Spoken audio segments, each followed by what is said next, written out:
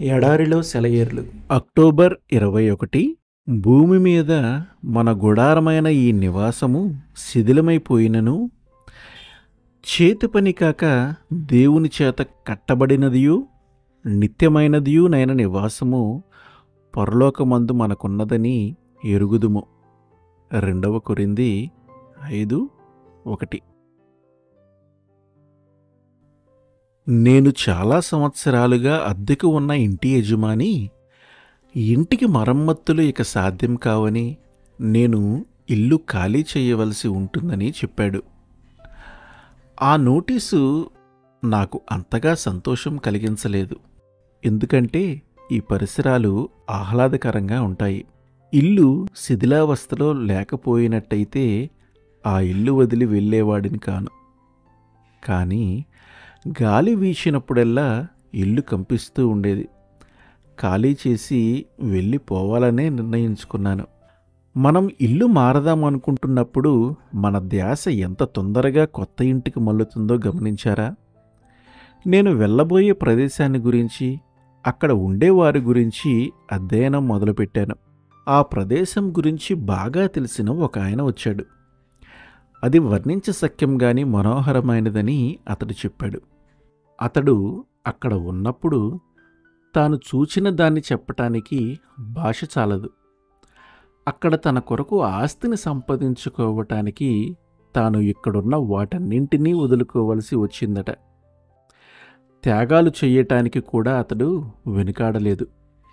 నా మీద అచంచలమైన ప్రేమ చూపి ఆ ప్రేమను ఘోర శ్రమల ద్వారా నిరూపించిన మరొక వ్యక్తి నాకు ఆ ప్రదేశం నుండి తీయటి పండ్ల గుత్తులు పంపించాడు. అవి తిన్న తర్వాత ఇక్కడి ఆహారమంతా చప్పగా అనిపించింది. ఆ ప్రదేశానికి, నేనున్న చోటికి మధ్యనున్న నది దాకా 2-3 సార్లు వెళ్ళాను.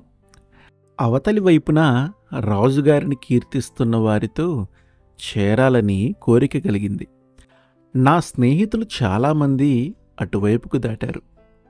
వెళ్ళబోయే ముందు నేను వాళ్ళను కలుస్తానని చెప్పాను. వాళ్ళు దాటిపోబోయే ముందు వారి ముఖాలపై విరిసే ప్రశాంతమైన చిరునవ్వును నేను చూశాను. చాలాసార్లు ఇక్కడ ఆస్తిని సమకూర్చుకోమని నన్ను అడుగుతుంటారు.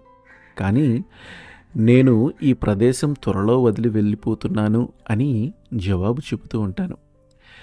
యేసు ప్రభువు గడిపిన అంతిమ దినాల్లో తరచుగా తండ్రి దగ్గరకు వెళ్తున్నాను అంటూ ఉండేవాడు. క్రీస్తు అనుచరులుగా ఇక్కడ మన శ్రమలు, నిరాశల తరువాత ప్రతిఫలం ఉంటుంది. మనం జీవనఫలం, పరిపూర్ణతల వైపుకి ప్రయాణం చేస్తున్నాం. మనం కూడా తండ్రిని చేరబోతున్నాం. మన స్వదేశం గురించి మనకిప్పుడంతా అస్పష్టమే. కానీ 2 విషయాలు మాత్రం స్పష్టంగా తెలుసు. అది తండ్రి ఇల్లు, అది దేవుని సన్నిధి. మనమందరం యాత్రికులం. విశ్వాసికి ఇది తెలుసు. అతడు బాటసారే. స్థిర నివాసం అతనికి లేదు. చిన్ని చిన్ని పక్షులకు దేవునిపై ఎంత నమ్మిక. చిత్రమైన పాటలతో సాగుతాయందుకే. ఆనందకరమైన విశ్వాసంతో అన్ని కాలాల్లో ఆనంద తీరాలకు ఎగిరిపోతాయి మునముందుకే. నిట్టూర్పులు విడిచి పాటలతో పదండి. మన కాలాలు దేవుని వశమే. మరణానికి జడిసి ఏడ్పులు, భయం, రోదనలు వదలండి.